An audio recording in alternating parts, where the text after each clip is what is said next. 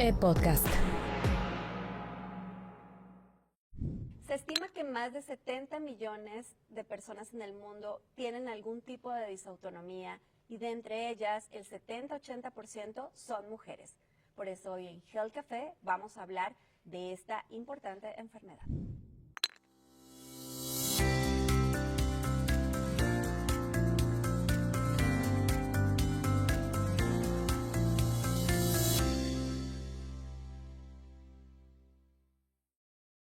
Hola a todos y bienvenidos a un nuevo episodio de Health Café, este espacio en el que hablamos de la salud sin filtros.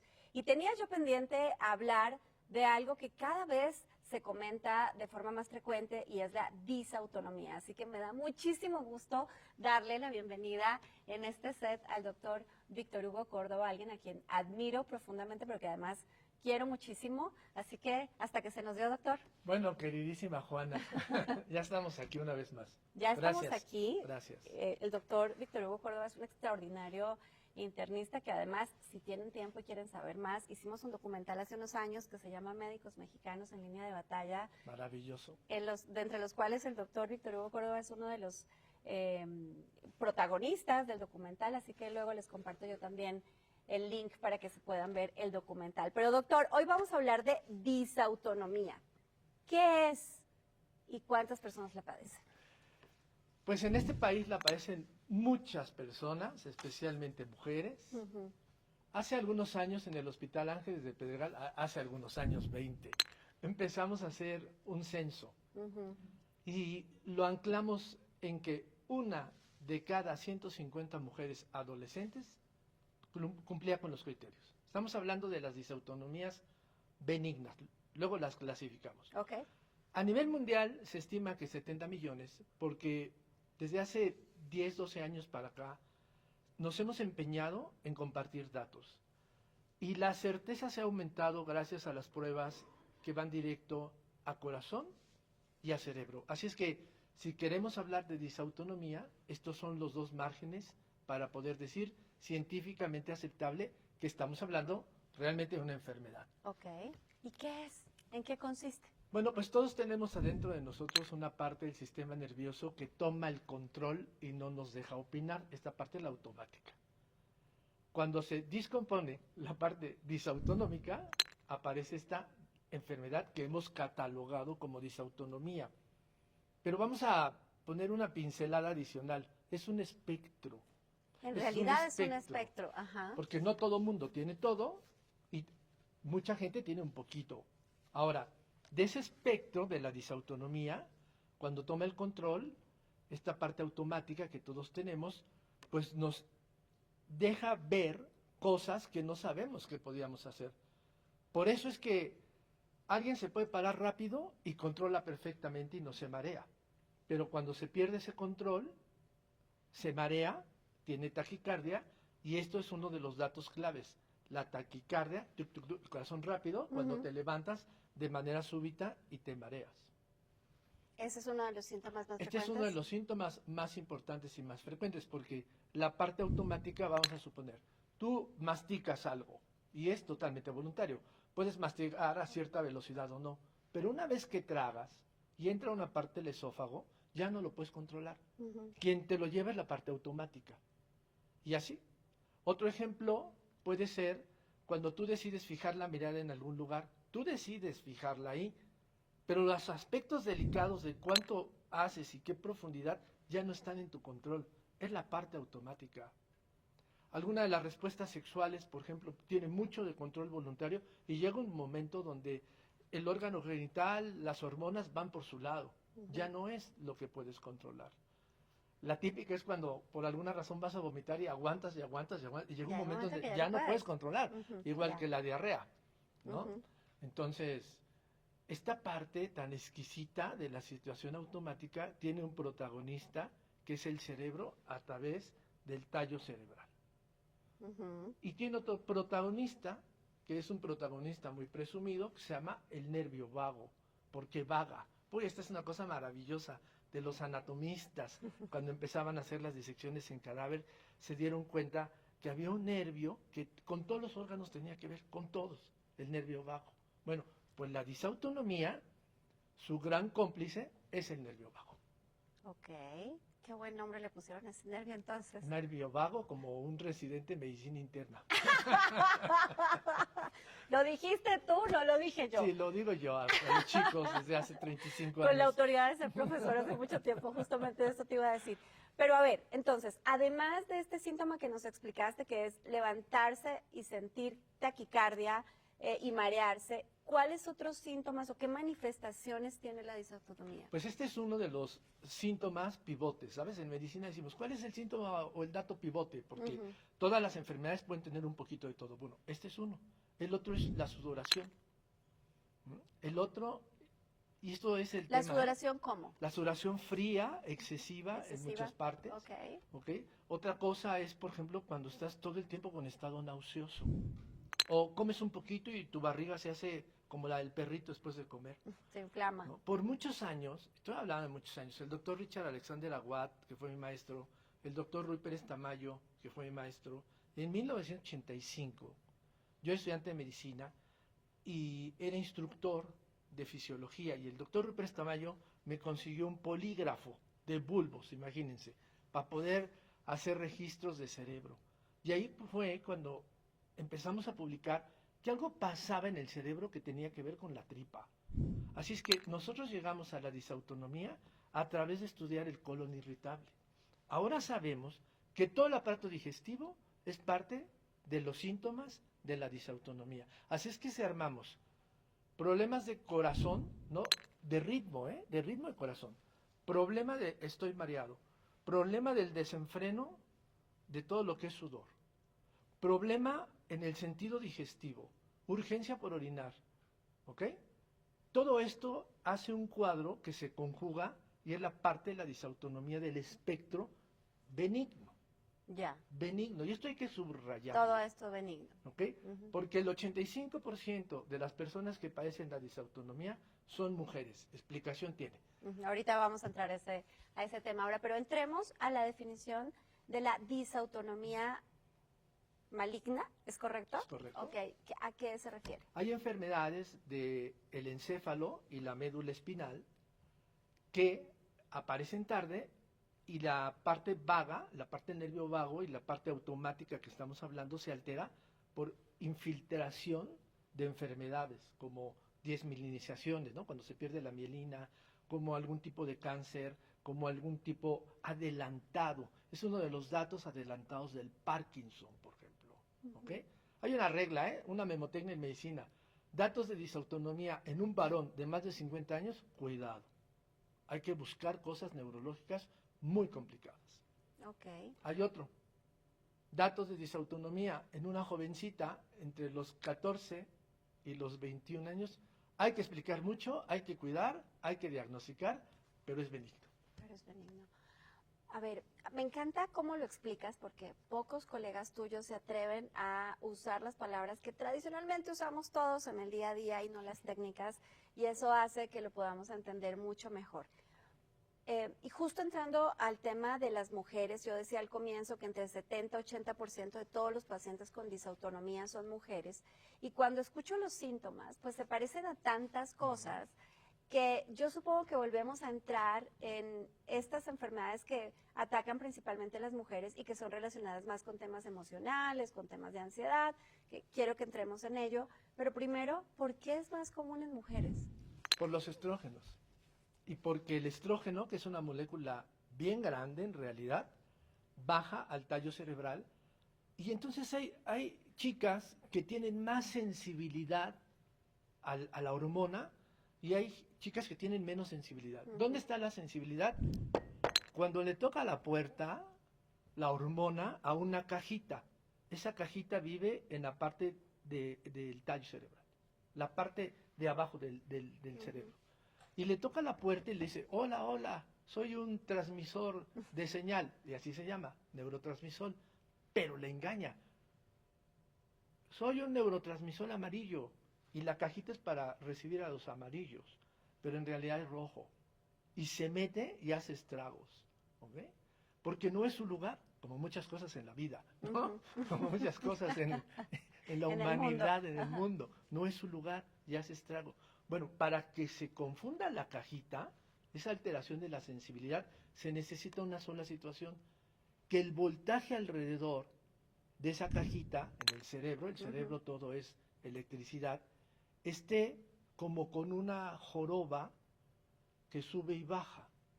Cuando baja esa joroba, o sea, baja la electricidad, se descuida el transmisor y admite a quien quiera. Ya. Y ahí entra y empieza a tener más estragos. Ahora, no todos los cerebros femeninos tienen esa cajita con esa sensibilidad.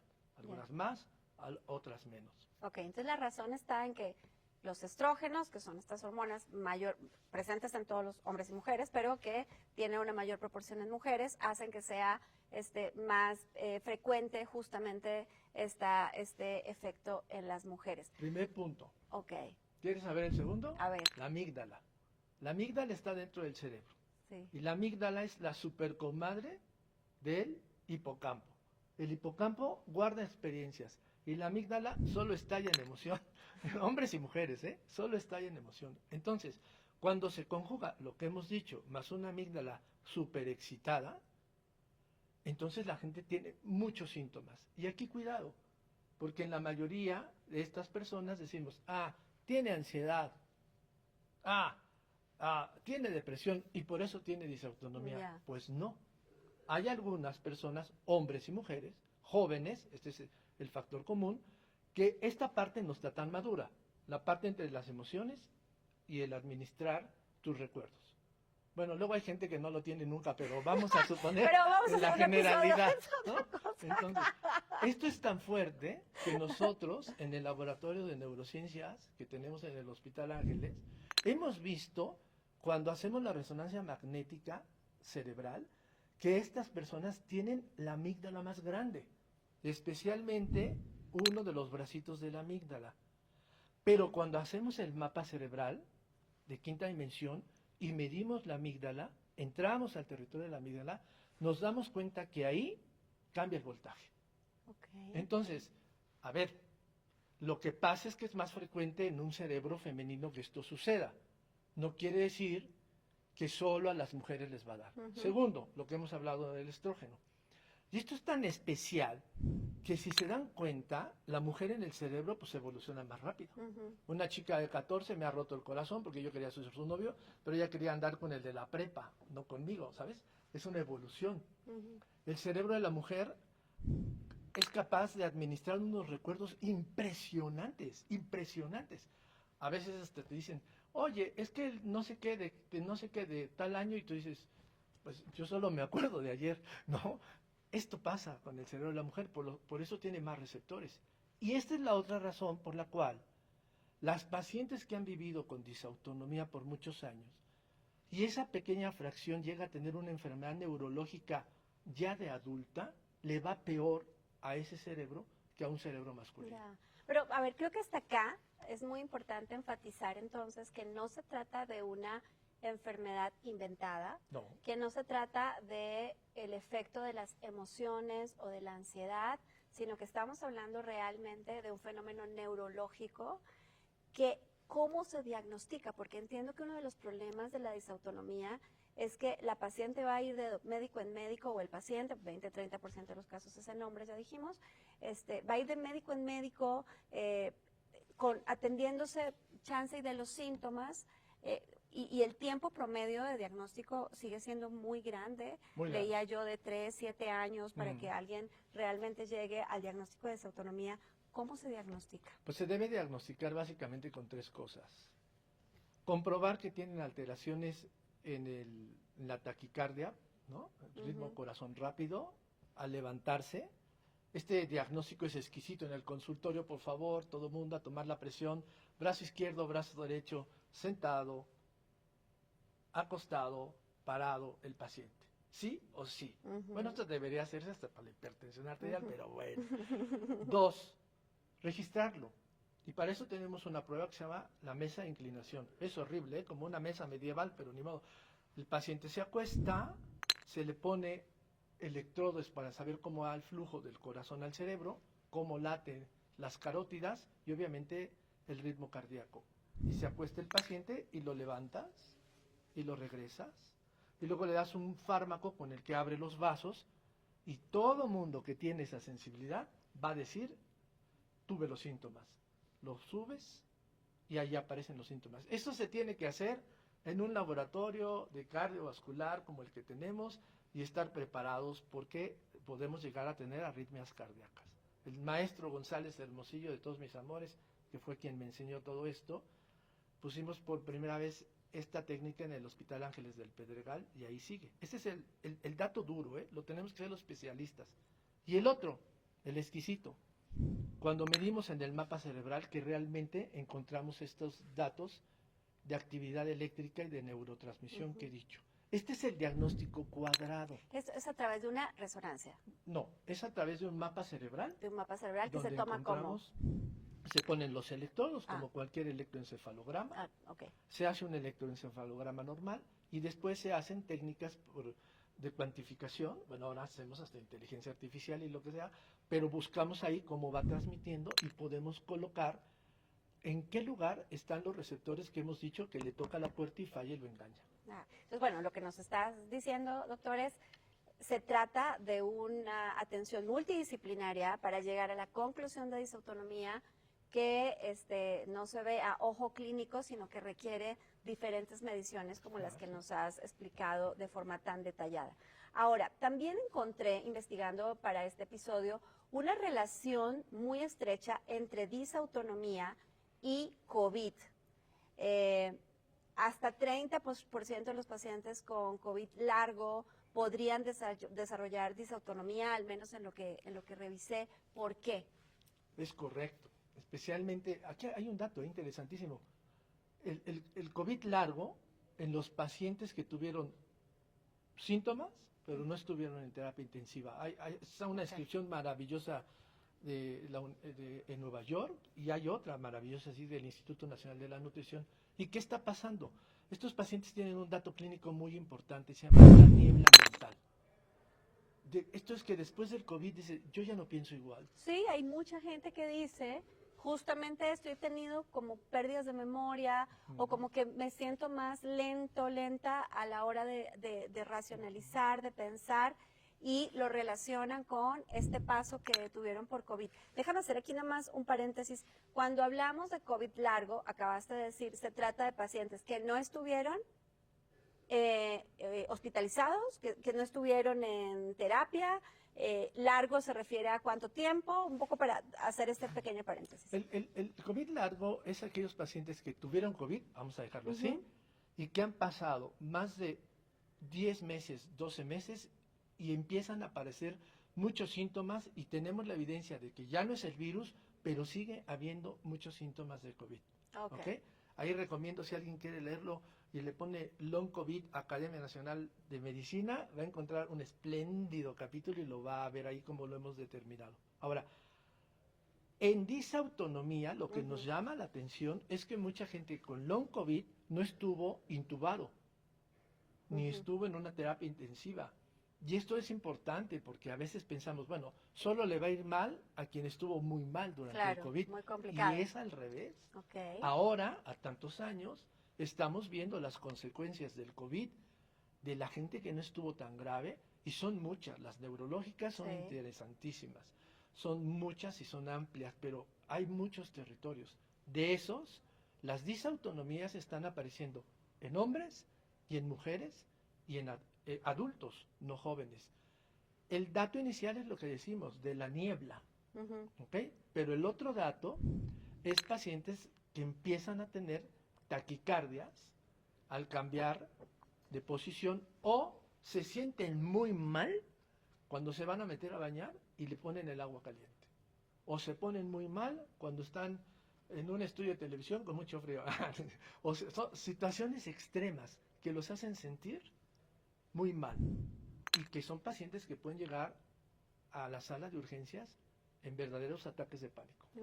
Wow. Ahora, entiendo, doctor, que no hay una sola solución para la disautonomía, sino que el tratamiento requiere como una múltiple intervención. ¿Cómo se trata a los pacientes con disautonomía? Pues entre todos, con mucha paciencia y buscando que el paciente nos vaya diciendo clínicamente cómo se siente, porque es un rol muy, muy lleno. A ver, el tratamiento básico con algunos pacientes son ciertas dosis pequeñas de ciertos esteroides por corto tiempo, porque a estas dosis, este fármaco va y busca solo mantener el tono de tus arterias, que es lo que necesitamos, porque el paciente con disautonomía trae el tono para arriba, el tono para abajo, ahí. Y tercero, porque evita una serie de situaciones alrededor de síntomas. Ahora, hay otros pacientes en los cuales, que es otro capítulo, tenemos que dar antidepresivos y ansiolíticos. Ah, y al final, todo esto es porque estoy deprimido. No, no, no, puede estar deprimido y tener síntomas, pero el antidepresivo y el ansiolítico lo necesitamos en ciertas dosis porque disminuye todo ese efecto de la cascada cerebral que hemos dicho. Como algunos pacientes que le ponemos dosis muy pequeñitas de quetiapina, no solo para que duerma mejor, sino para que relaje y porque a ciertas dosis la quetiapina empieza a impulsar transmisión cerebral diferente. Doctor, haciéndote aquí otra pausa, entonces, ¿la salud mental en disautonomía es causa o es consecuencia? Ay, Juana. Vamos a ver. Las dos, ¿no? Lo que Todas las pasa, anteriores. no nos tenemos que confundir los diagnosticadores. Hay muchas pacientes que tienen ansiedad y depresión como enfermedad y tienen síntomas alrededor, pero no tienen taquicardia postural. Si les hacemos la prueba de inclinación, no sale. Si les hacemos el mapa cerebral, no tiene los marcadores. ¿Ok? No es disautonomía. Tiene datos que se parecen a la disautonomía. Y aquí hay que tener mucho cuidado porque hay mucho estigma con esto. Y dice, claro, está deprimido. No, no es así. Ahora, es cierto que los pacientes que tienen disautonomía, por todo lo que hemos dicho, pues cursan con muchísimos datos de depresión y ansiedad. Ok. Ahora, además te interrumpí cuando estabas hablando de la quetiapina o de otros medicamentos en ciertas dosis justamente que se usan también en ansiedad y depresión. ¿Algún otro tipo de tratamiento que se usa con los pacientes con disautonomía? Mucho ejercicio para la masa muscular. La masa muscular es y será el gran cofactor de muchas situaciones de inflamación. Dietas exquisitas, altas de proteína, si no hay daño renal, altas en proteína, bajas en carbohidratos y sin duda, en algún momento un buen periodo con un terapeuta para que el paciente pueda entender y encuadrar de dónde vienen sus síntomas, porque hay muchas otras cosas que se lo despiertan. Y si no lo hacemos así, el médico se desespera, la verdad, y empiezas a cambiar medicamentos y empiezas a calma. Al terapeuta, los dos, el médico y el paciente. No, calma, el paciente necesita gente que lo guíe hacia estas cosas. El 96% de las disautonomías benignas van a tardar entre año y medio a 2 para poder llegar al justo medio. Wow. ¿Okay? Sí es un reto importante para pacientes, tratantes y familiares, supongo también. Doctor, te estoy escuchando y siento que uno de los grandes retos debe ser la formación médica, particularmente de las doctoras, los doctores de primer contacto, porque muchos de estos síntomas se pueden confundir con un montón de cosas y entonces ir recibiendo pequeños tratamientos para algunos de estos síntomas. ¿En qué vamos en la formación de los profesionales de la salud respecto de la disautonomía? Vamos con cosas muy tradicionales, ¿no? De cursos, conferencias y situaciones. Creo que un indicador de que hemos llegado es que ya los médicos en sus consultorios buscan la presión arterial, como he dicho. ¿Qué falta? Falta muchísima situación de comunicación digital, muchísima comunicación que no es la tradicional. A los médicos generalistas, todos, médico general, médico internista, médico pediatra y cirujano.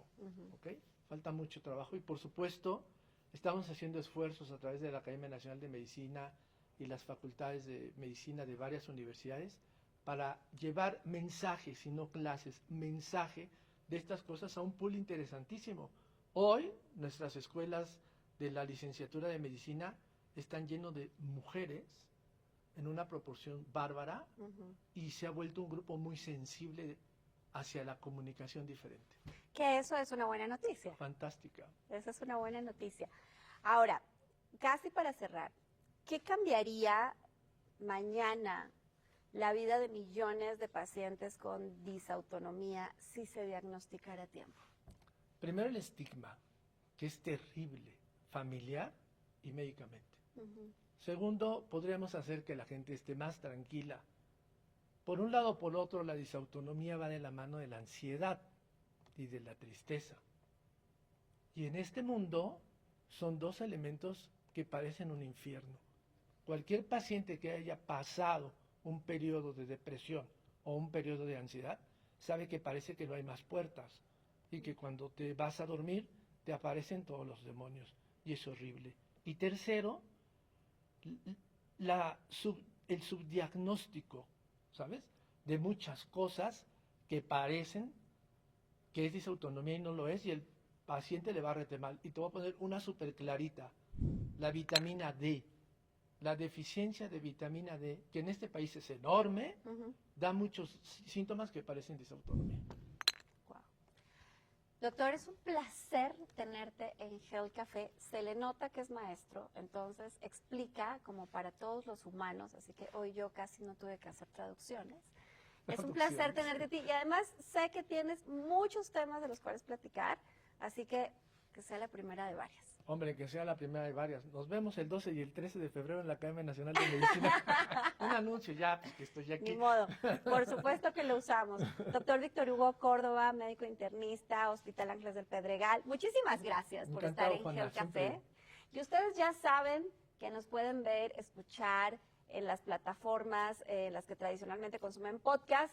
A mí me gusta el canal de Excelsior en YouTube, pero pueden buscarnos también en Amazon Music, en Apple Podcast. Ahí estamos. Comenten, compartan con ese familiar, con esa amiga, con ese amigo que seguramente está teniendo estos síntomas y que todavía no le llegan al diagnóstico. Puede ser que este episodio les dé luz sobre qué puede seguir y a quién pueden consultar. Y nada, recuerden que nos vemos cada lunes en este espacio para hablar de los temas de salud en Health Café. Esta es una producción de Excelsior Podcast. Derechos reservados.